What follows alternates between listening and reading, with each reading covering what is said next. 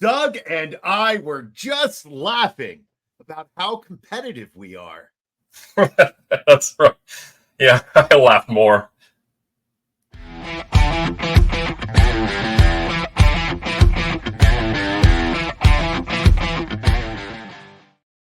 Some people will tell you to play it safe, but we're here to tell you to go all out. Welcome to the All Out Blitz. I am your host, J.J. Wenner, and I am joined by my artful accomplice, Doug Orth. How you doing, buddy? True dat. I am doing well. Great fantasy week, and everything has coming up roses, baby. Well, tonight on the show, Doug and I are going to go back to the mall. That's right. We're covering some hot topics. The situations that made us look at the TV and say, wait, what? What the? Doug, how did week one treat you? Okay, so I wanted to count this up before the show. The way my leagues work, you get a point for beating your opponent, and you get a point for scoring over the league average, right? Oh, like victory points. Got you. Exactly. So I wanted to do a quick count just to tell everybody how week one treated me. And so it's going to come up a little bit odd, but 28-9. Oh, that's pretty good. So yeah, it's very good. I'll take that. Yeah, I'll take 28-9 most weeks. That was pretty good. So anyway, yeah, from a fantasy perspective, definitely life is treating me well so far. Good for you. Well, fantasy treated me like the dirty scoundrel that I am. Oh. Man, it just seems like I started every wrong tight end. But there weren't too many right ones to start. No. And man, my IDP picks were bad. But that's not what we're here to talk about. We're here to talk about some other situations. But before we do, we have a word from some sponsors. Start your season off right with IDP Plus. Visit idpplus.com and get 20% off any subscription for a limited time and get access to our tools, data, and IDP articles. And don't miss out on our subscriber Discord, where people are able to ask the start-sit questions, get answers from the experts. So go to IDP Plus and start your march towards fantasy glory today. Do you have a busy life, Doug? Moderately. Do you eat a lot of fast food? Not really. I'll have a little bit, but not much. Well, you shouldn't. Because if you're getting tired and you're looking for a change of pace for your meals, have I got a deal for you. Go to idpplus.com/HelloFresh and get your first delivery for free. Pick from an exciting range of recipes and get fresh ingredients delivered directly to you. Often, Doug, a week's worth of meals cost less than a trip to the grocery store, and there are no wasted ingredients. That's right. You don't have to spend $12 on cilantro just to use a sprig. So just visit idpplus.com/HelloFresh and get a free box today. Whew. Doug, Baltimore seemed to put everything they had into beating Kansas City this week. Lamar put up a solid week, 273 passing yards, 122 rushing yards, and a TD. How did you react to Lamar's day? Jackson was awesome for fantasy, but this is not the kind of game we want to see from him on a regular basis.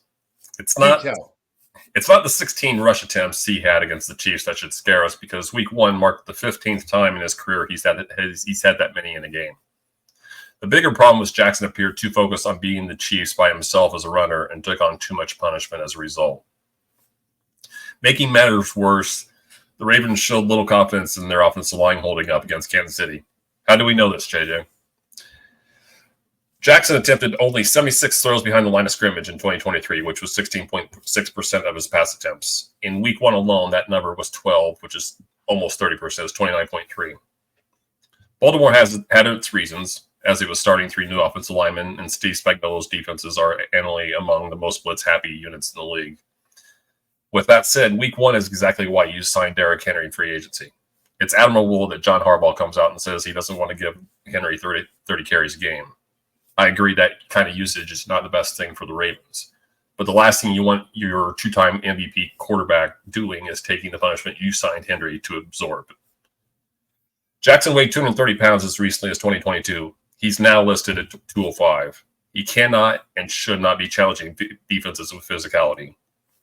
Jackson's 176 carries in 2019 is the league record for a quarterback for a reason. 16 rushing attempts for a 205-pound signal caller is not sustainable. And in case you're wanting the quick math here, that's a 17-game pace of 272 rush attempts. Not what you want from your quarterback. And hopefully that's not what it's not going to get to that degree, obviously. But Jackson ain't lasting 17 games if he's carrying anywhere close to 16 times, more than one or two more times this year. Yeah, I was impressed though. Like, he was under pressure so fast in that game. Kansas City was throwing everything they had at him. So I'm not sure what else he could have done though, besides scramble. He was progressing through his reads. I don't know. I was really confused watching this game. I thought he did a much better job of finding his back for quick dump offs. Yep. But man, I was really hoping that offensive line would look a little bit better. And I think it will. I know when we talked about offensive lines, was it back in June? Yeah. I didn't expect the week 1 version to be the week 17 version, or vice versa. Okay. True. I think that left side of the line is going to be pretty solid at some point, and that's part of why I had optimism about that unit.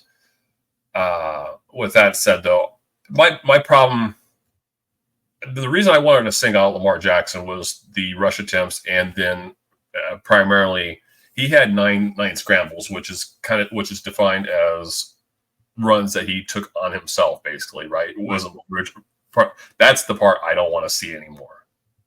I'm all for, let's get him in that 8 to 10 carry box, so he's just enough of a threat that teams have to respect him, and then there's really not a game script that the Ravens are going to find themselves in very often that Henry shouldn't have 18 touches. And that to me was, so like I said, I wanted to highlight Jackson and the rush attempts, but I also wanted to signal out Baltimore, or make this a macro thing about Baltimore as well, because you lose to Kansas City in the AFC Championship last year. Why? Because you showed no commitment to the run.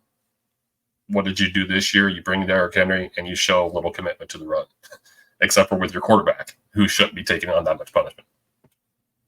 Yeah, and the fact that so many times, Doug, he would just lower his shoulder or launch himself into a defender for extra yards. Like, you got to see the forest through the trees and slide. Avoid a hit every once in a while. And that's why I said what I said earlier about it felt like he was too focused on beating them by himself. Like he had some kind of vendetta or some kind of demon to exercise against them, which, but I think that's an interesting point you just made, because even after the game, Lamar was certain that Likely's foot was in. And I worry that they were too amped up to beat Kansas City. Yeah. And that this loss, I wonder if it's going to linger. I mean, it's only week 1, and I know you have to play every game like it's the last game of the season. You have to be super intense, but you are only in week 1. You have time to right the ship. I don't know. With that said, I believe they have Vegas this coming week, if I remember right. I believe so. At the very least, you'd like to believe that Jackson's intensity or his approach to the game won't be the same as it was this past week, and it should be a Derrick Henry script. It really should be. But all right. Anyway. Well, let's hope that it happens. J.K. Dobbins, Doug, surprised some people this week. He was able to post 10 rushes for 135 yards, a TD, 3 catches for 4 yards. That's nothing. But I thought we're not supposed to believe in Dobbins again. Are you? Well, I am going to keep expectations in check. Isn't that the fantasy phrase that pays, right? Yeah. At least that's what Big Fantasy says. That's what. As he said, the biggest revelation of opening week may have been Dobbins. You cited his line, 10 carries, 135 yards, and a touchdown. Definitely a nice first step to becoming the first running back in modern history to enjoy any kind of success following an Achilles tear. As we discussed with Dr. Jesse Morris about a month ago, Deontay Foreman's breakout season in 2022, which is 4 years after he tore his Achilles, remains the only example of a back who overcame this injury to produce a top 25 season ever. Here's another reason for, I'll say cautious optimism, but I'm going to lean more on the cautious than the optimism, okay? Most of his 107 rushing yards that he amassed on the 2 big runs, and I'll break that down, 46 yards on the one, 61 yards on the other. Most of those came as a result of assignment errors by the Raiders' run defense. His first big run, the 46-yarder, happened in part because Christian Wilkins, who lined up as the left defensive tackle on the play, easily beat right guard Trey Pipkins with a swim move on his outside shoulder on a 3rd and 2 play. The problem with that move is that it took him out of the A gap, which is where the play went. This freed up the center, Bradley Bozeman, and left guard Zion Johnson to clear out the remaining 2 players in the box who had a chance to hold Dobbins to a modest gain. And it would have probably been about a 3 or 4 yard play. But that's what happens when assignment doesn't, when you have one guy that I won't say freelances, but he was doing a pass rush move on what should have been a rundown. That's one way to put it. Easiest way I can put it. Got to stick with your run fit. Right? And we'll talk. You're right. And we'll talk about that in a second here. So, Dobbins showed great patience on his 61-yard run late in the 4th quarter, but this time it was Divine Diablo, IDP superstar, isn't he? Is he not? Listen, he has one of the best names in the league. Yes. Besides Little Jordan Humphrey. Oh, yes. This time it was him. He failed to do his job. The only thing I can guess is that he appeared to lose Dobbins behind the offensive line because he filled in a clogged A gap rather than identifying the hole that was opening up in the B gap. And he made himself an easy target for Bozeman, and it was pretty much clear sailing for most of the 61 yards. The result was the 2nd longest run of Dobbins' career. Something we'll probably talk about. This will be a phrase I'm sure you hear more than once as we go along the season. Run defense often comes down to alignment and assignment. While defensive breakdowns occur regularly, not every player has the ability to take advantage of it. So let's give Dobbins his flowers. He deserves his fair share of credit for doing what he did there. The jury should remain out on him, however, as only 33, I think it was 135 yards, only 33 of those yards came after contact. That's unreal. I think that's about 10.3 yards per attempt before contact. That's a lot. That's a lot. We're talking league average about 2. Well, you're not getting touched until you had a first down. Yeah, that's exactly. And big runs, of course, are going to spike that. But we're talking about a league average of around 2, little around 2, and he had 10.3. So assignment errors will cost you. Is there a chance Dobbins will deliver again in week 2 against the Panthers without stud defensive lineman Derek Brown? Absolutely. With that said, Dobbins' injury history and the mountain of evidence against running backs trying to return from Achilles surgery may cut short what could be a potential feel-good story here. Well, that was the dose of reality I needed to hear. I do appreciate you, Doug, throwing a wet blanket on my Dobbins resurgence. But listen, I need you to talk me off that ledge because I wanted to pick him up. No, I passed. I've learned. But if I miss out on Dobbins, if this is like a Dobbins breakout season and I'm regretting this at the end of the year, I'll be okay. I mentioned Jesse Morris. He had a tweet, I believe. It was earlier this week. And something along the lines of, this is the best that Dobbins is going to feel all year. Let's talk about where he's at in week 7 and week 8 when that Achilles will start flaring up on him. It almost has to, because look, he tore it. I'm rooting for him because I think most of us are rooting for him. It's just I don't care so much about the injury history. I like to differentiate between injury prone and prone to injury. And he is, I don't know any player that is prone to injury prone, because let's face it, football is a violent sport. There's a, what do they call it? It's a near 100% mortality rate there in terms of injuries. So if you want to call somebody injury prone, you might as well call everybody injury prone.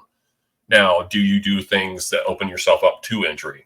He's been unlucky. Some guys like Chris Carson, for example, from a few years ago, that guy was prone to injury because of the way he ran. So whatever. But my point being is that now if he's available in your league, by all means, I don't have a problem picking him up. But and I'm not sure I want to get into the whole buy low, sell high thing, but if he would be a good candidate. I just, when you consider that there's at least 20 some examples of running backs trying to come back from Achilles, and there's been virtually no success stories, I'm willing to be wrong on this one. And God bless him if he's the first one to buck the trend. There's a big difference between saying, like, you don't hope a player does well, and just saying, I don't think he might. Yeah. Right? Yeah, I'm with you on that. But another player, Doug, who I had kind of written off, but I was super excited this weekend, running with power and violence, Tank Bigsby. What did you see from him on Sunday? Well, look, his ability to do even the simplest things on a football field last year quickly led him to becoming an afterthought, and largely contributed to Travis Etienne's RB3 finish last season. To his credit, he showed out well in the preseason, and that carried over to week 1. Something you'll love, and the stats that the advanced analytics that you're going to hear me talk about before and during and after the show are all courtesy of the Fantasy Points Data Suite. So please make your way over there. I mentioned that because here's one for you. After failing to break even one run to 15 yards on 50 carries last year, Bigsby managed 2 explosive runs on 12 attempts against the Dolphins. His 3.92 yards after contact was a huge improvement over last season's 2.38, as was his 32% snap share. 5 of his first 7 rush attempts covered at least 7 yards, while Etienne's longest went for 11. Okay. Now, I'd like to say when we as fantasy managers need to pay attention when coach speak meets actions, right? And we've been hearing for at least a month now that Bigsby was getting talked up last year. I think that led to trepidation on a lot of people's parts. Like, oh, well, we heard this story last year. He's going to come in and take carries, whatever. We saw. I think it was after preseason week 2 where you could see that there was a sea change going on in terms of how the team and how people were feeling about Bigsby. Anyway, head coach Doug Peterson talked up a bigger role for Bigsby this season and followed through in the opener. He checked in on the team's 4th offensive snap, which followed a 3 and out on the first possession, and he was on the field to begin each of the Jaguars' 2 touchdown drives, suggesting he was a key part of the game plan all along. Now, Etienne maintained a firm grasp on receiving work. He ran 12 routes to Bigsby's 3, and he handled Jacksonville's only carry inside the 5, which ended up saving his fantasy day. However, even that part comes with a bit of a caveat. Peterson expressed a great deal of confidence in Bigsby's ability to thrive in short yard situations this summer. Expect him to get some of the goal line work soon if he continues to run with as much authority as he did in week 1. And let me interrupt myself here too. That first run on the 4th play of the game, that showed me more than any of those 50 runs from last year. You could see the confidence, and you don't always say that about a guy who bounces a run outside, but there's thinking something and knowing something. He ran like he knew that was going to happen, and that's a big change for him. One game is exactly that. One game. With that said, fantasy managers who are heavily invested in Travis Etienne have a right to be concerned. Peterson has repeatedly spoken about trying to lighten Etienne's workload to preserve the explosive element he brings to the offense. A determined Bigsby gives him that kind of back that should theoretically accentuate Etienne's home run hitting ability. A fresh and healthy Etienne should remain efficient enough to remain a quality starter, but he's unlikely to live up to the second-round draft cost that in fantasy drafts this summer if Bigsby continues to run as well as he did. Conversely, Bigsby could quickly emerge as a flex option. Yeah, I loved watching Bigsby in that game. I mean, like you said it, my biggest concern is that he wasn't in on pass downs. He wasn't pass blocking. He wasn't getting targets. He wasn't even running many routes, right? You said he ran 3? 12 to 3. So, but he looked amazing with the ball in his hand. He was decisive. He was running hard. He was running with power. Like, it was everything that we wanted to see from a guy named Tank. You know, like, he's not called like Butterfly Bigsby like that. He was just running so strong. And I don't know, man. There were some runs by Etienne and some gaffes. Oh, yeah. Like, you could really tell the difference when Bigsby was in the game. Yeah. And we'll talk about this a little bit later, I think, with Rust, but I don't remember Etienne getting much of any preseason work. And week 1 was a clear indication to me. And I thought this for a while, but I think week 1 this year just beat me over the head with it. Man, way too much rust. Way too many people that haven't played enough football. Well, week 1 is just the last preseason game now. That's what it feels like. It feels like week 3 used to feel of the preseason. Yeah. Right? When all the starters would play a half. Well, and I'll tell you this. I heard Steve Young on PTI, pardon the interruption, years ago say that September is the new preseason. And I think fantasy managers need to remember that too.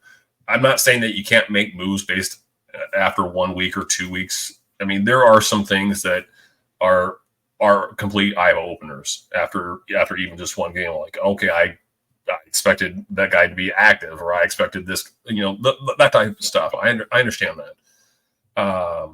Like our boy Jayden Wright, but I'm not really concerned about Jayden Wright because I wasn't counting on early season contributions from him anyway. So I know why I drafted him. I know why I drafted Blake Corum. I'm not concerned about those guys.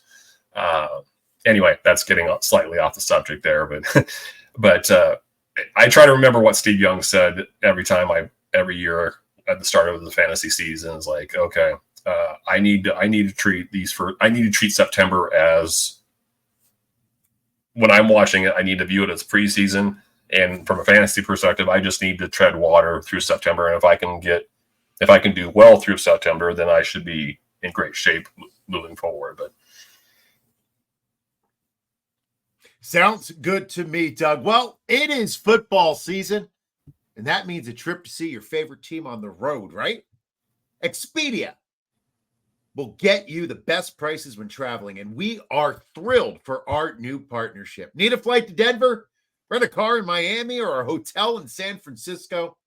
Go to idpplus.com/Expedia and build the best package to travel to the big game. All right, Doug, speaking of big games, I have to say I was surprised watching Jameson Williams bring in 5 receptions for 121 yards on 9 targets, considering that Amon-Ra St. Brown only had 6 targets. What did you see in this game? Okay, well, let's start at the beginning. As you would like to say, that's a great place to start, right? It's a very good place to start. Hey, Williams' first 2 seasons as a pro were forgettable, okay? He had the ACL tear in college that led to his first season being a wash. Yep. There was the 6-game gambling suspension that ruined his second season.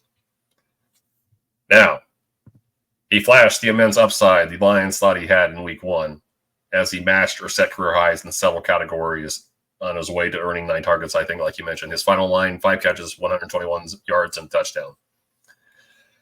The metrics, and again, courtesy Fantasy Points Data Suite, the metrics proved Williams' day at the office was no fluke. He ranked 3rd in the league in average separation score and 4th in separation win rate. That's a minimum of 15 routes. So we're not talking about Tank Bigsby's 3 routes here. We're talking about guys who actually ran a bunch of routes in both categories, minimum 15 routes. He ranked 3rd in average separation score and 4th in separation win rate. There's more for you here. He ran a route on 90.3% of dropbacks. He recorded a team air yard share, I'm not going to cite air yards very often, but this is notable here. Recorded a team air yard share of 68.1%, and he served as the first read on 42.9% of Detroit's first read and design targets. 42.9% in an offense with St. Brown, Amon-Ra St. Brown, Sam Laporta, Jahmyr Gibbs. It's the last of those 3, and I'm just going to repeat this again. It's the last of those 3 metrics, the 42.9%, that should raise an eyebrow, considering the supporting cast. Was there some element of the Lions trying to establish him this week to make life easier for everyone else down the road? I think that's possible. I think it's very possible, but that's not really the point. His double move against Tre'Davious White, the one on the left sideline, yes, is what should thrill his fantasy managers the most. Okay, the 29-year-old White, he's less than a year removed from tearing his Achilles. He may no longer be at the height of his powers, but it is rare for any veteran quarter to get beat as badly as he did by Williams on that 52-yard touchdown. And I'm sure you remember this too. White tried to grab him, and he couldn't even interfere. That he got beat bad. Yes, it's going to be difficult for a receiver who figures to make his living on downfield throws, and his average depth of target this past weekend was 15.4 yards. And keep in mind, he had a 16.4 A dot in 2022 and a 15.8 yard A dot in 2023. So that's where he's going to be living, is 15 yards. The highest A dot I can remember from a productive receiver last year, I think, was Amari Cooper. You can go ahead and fact check me on that, but Amari Cooper had about a 15-yard A dot last year. Yeah, thanks for the fact check. I wasn't really typing. I don't have a keyboard in front of me.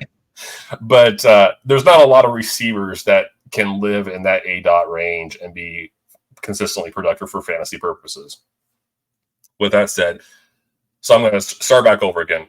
It's going to be difficult for a receiver who figures to make his living on downfield throws to be a consistent producer in fantasy while also battling the likes of St. Brown, Laporta, and Gibbs for targets. Good news is that Williams was not drafted to be a weekly fantasy starter.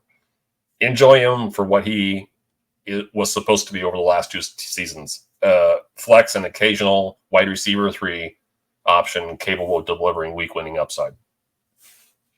I did like that they were getting in the ball on running plays until I saw him get hit on the end around.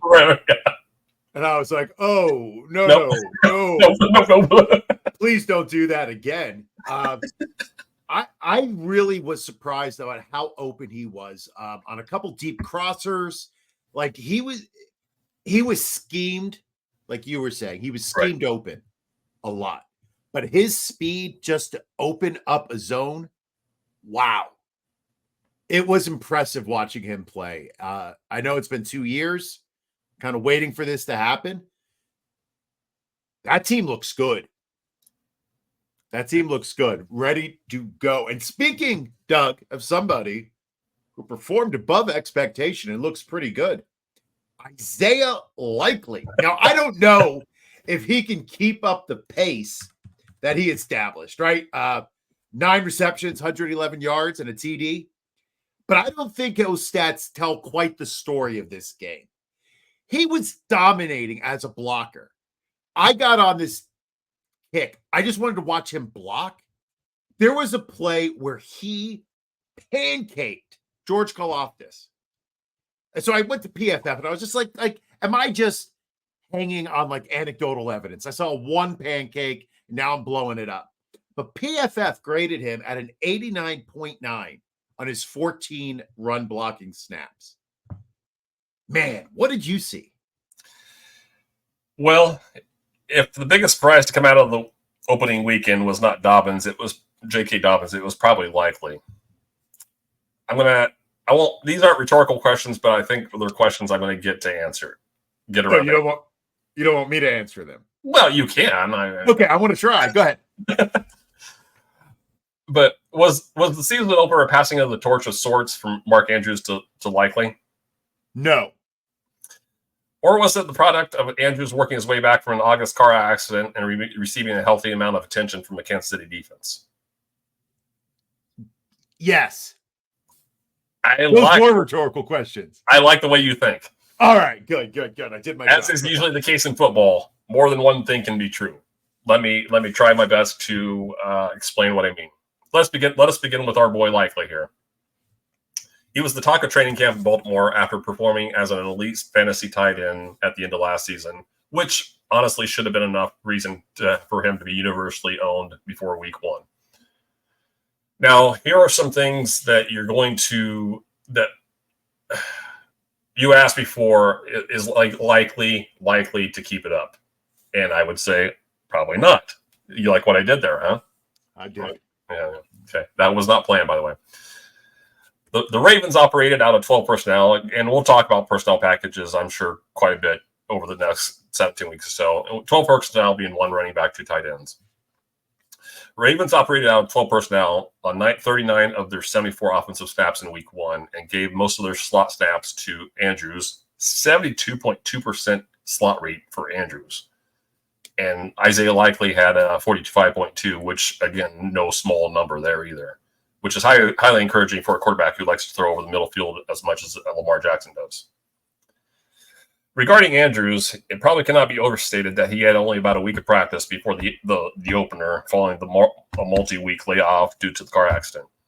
Now, he did not appear to be moving as well as he did before his ankle injury last year. Did conditioning play a role in how he looked? Possibly. Will we know anytime soon? Probably not. But the thing about it, though, and Andy Holloway from the Fantasy Footballers, he's had a tweet which referenced this, and feel free to check out my article. That should be up sometime tonight or early tomorrow on Fantasy Points. I have the Andy Holloway tweet here. But the Chiefs went to great lengths to make sure Andrews was not going to be a factor. Just suffice it to say that Andrews was not going to beat him. And I think if you look back at Kansas City's history against Baltimore, Mark Andrews, probably since Spagnuolo joined the Chiefs, I don't think Mark Andrews has had much luck at all against the Chiefs. Anyway, assuming Andrews' movement was compromised due to his conditioning, he should be ready to assume his usual tight end 1 duties for fantasy teams by the end of the month. That does not mean Likely is going away, or at least should not anytime soon. It should be clear, if it wasn't already clear, it should be clear by now that offense coordinator Todd Monken, that his core 4 in the passing game should be Zay Flowers, Rashad Bateman, Mark Andrews, Isaiah Likely. 100%. And if they don't get him the ball, they're making a mistake. As much as I love Andrews, Likely was explosive. I mean, he was making things happen with the ball in his hand that I know Andrews has done in the past, but it's been a minute since we've seen it from him. Yeah. And I don't know if I talked about this. In fact, I'm pretty sure I did in my fantasy or FF today during big board season. And I'm not the only one to say this, obviously, but Isaiah Likely we don't talk about tight end handcuffs, but Isaiah Likely was the one tight end handcuff that you could say, you know, if I'm drafting Andrews, I only drafted Andrews in 1 league and I've got Likely in like 4 or 5. I thought that much of him that I'd rather have him unattached and see where it goes than with the team that I have him and Mark Andrews both. Man, I don't want to lose if Andrews. Who knows? Who knows about the ankle? Who knows about the car accident? I don't know what he's dealing with psychologically right now. Yeah. Anyway. I believe he was either my tight end 16 or tight end 18 on my last big board. And again, that's about the range where you start. Everybody drafts a tight end, obviously, and then there's a couple more in 1 quarterback leagues or non-tight end premium leagues. You probably don't tend to get too many teams with 2 tight ends. But there's only one league of mine that he didn't get drafted in, and I felt really bad about not finding a way to get him on the roster before the start of the season. And now I'm really kicking myself for it because that's the team I have Jake Ferguson on. So yeah, that was unfortunate. I had a lot of Turd Ferguson, as our buddy Brian Drake likes to call it. All right, sir.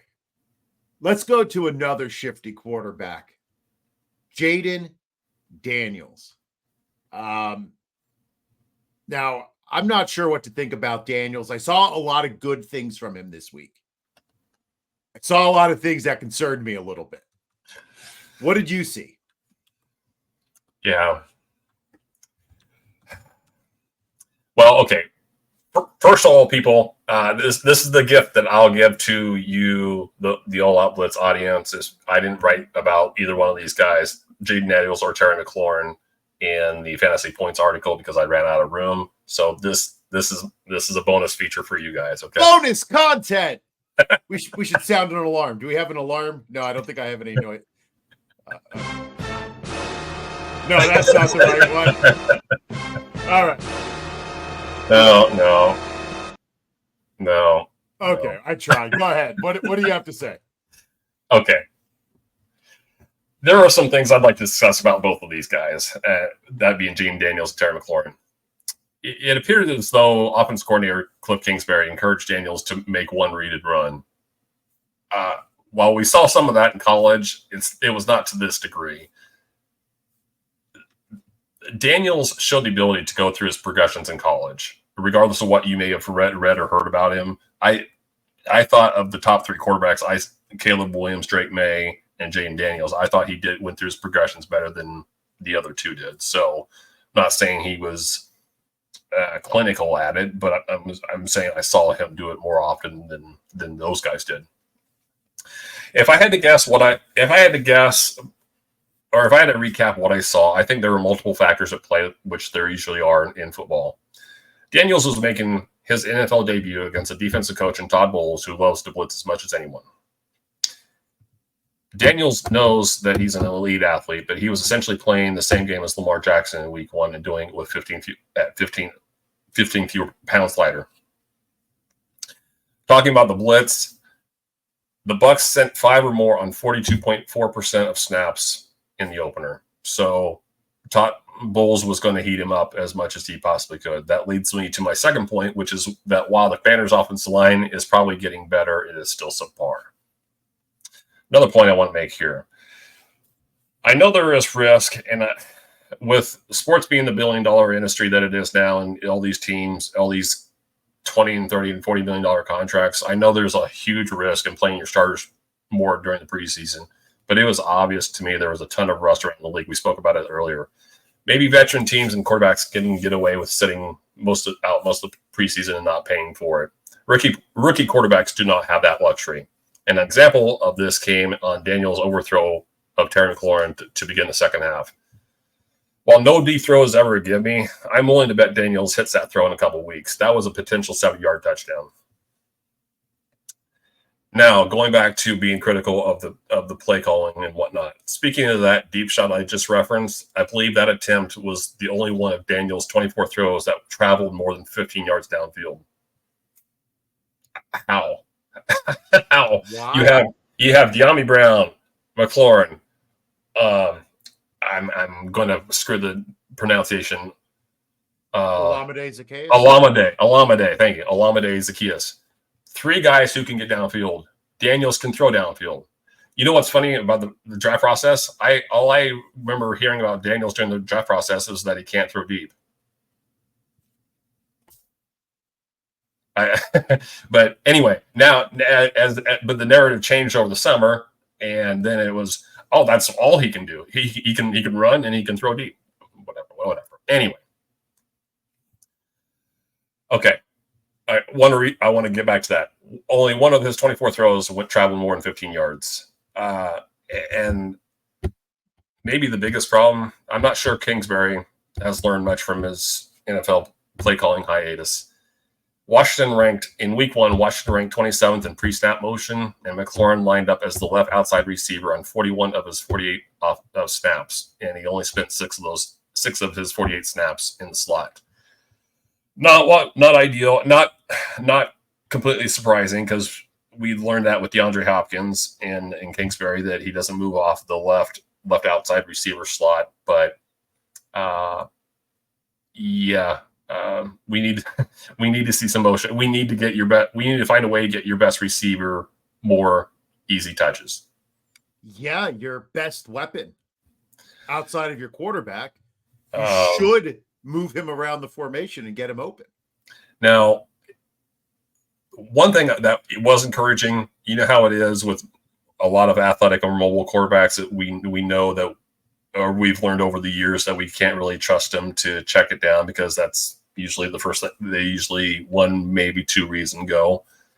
I don't have it here in front of me, but I think Brian Robinson had probably 5 catches, and Eckler had 3. I mean, he was targeting his running backs. Now, some of that they could say, well, yeah, Tampa Bay was blitzing him 40% of the time. Well, but you'll find that quarterbacks that can't go through their progressions don't end up at their running backs, regardless of whether they're being blitzed or not. So it was from that perspective, I was encouraged that he showed the ability, which I saw at LSU too. But I was encouraged that he was able, even if he was playing a little frenetic, he was able to check it down to his running backs as often as he did. Yeah, I thought that as the game progressed, he definitely appeared more comfortable. He was moving better in the pocket. He was able to hit, like, his first attempted pass to a running back was terrible. He threw it behind the running back so that it was a lateral, and it ended up being a fumble. I believe that's how it was read, but it was a terrible pass. But it did seem as the game went on, even though the pressure was increasing, that he was becoming more comfortable. So I'm interested to see what he can do in the next week. Now, is there hope for Terry McLaurin? Yeah, this does not. This does not surprise. This does not. I won't say it doesn't surprise me. This doesn't discourage me. I had him as in the teens. I forget where it was. 16, wide receiver 16, wide receiver 18, something like that.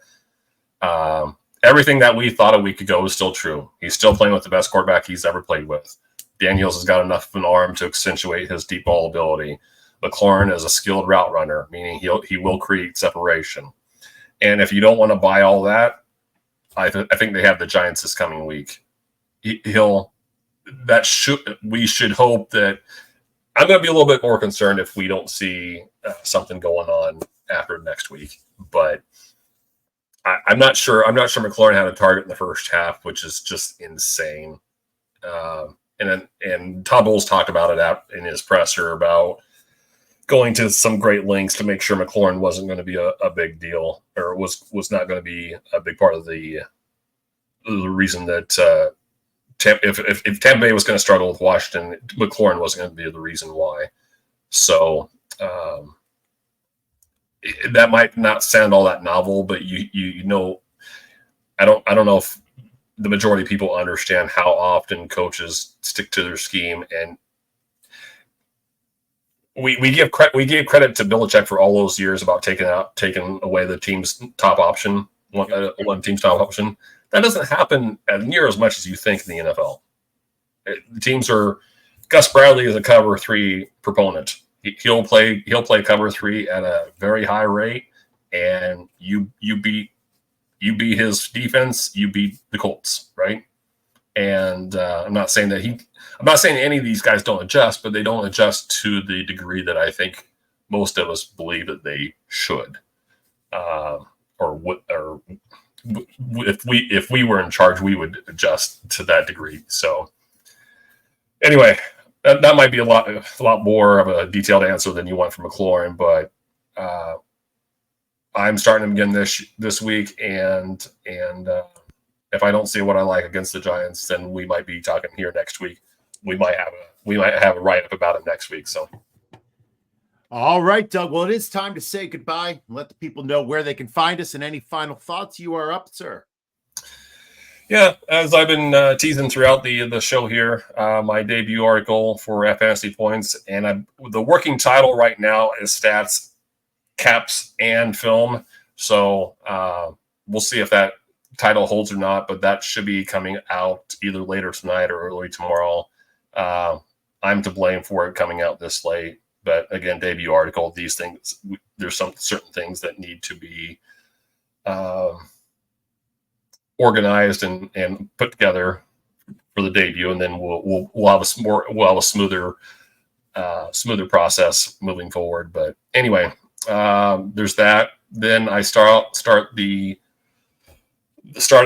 All Out Blitz regular season column for FF today. That will be coming out Friday morning.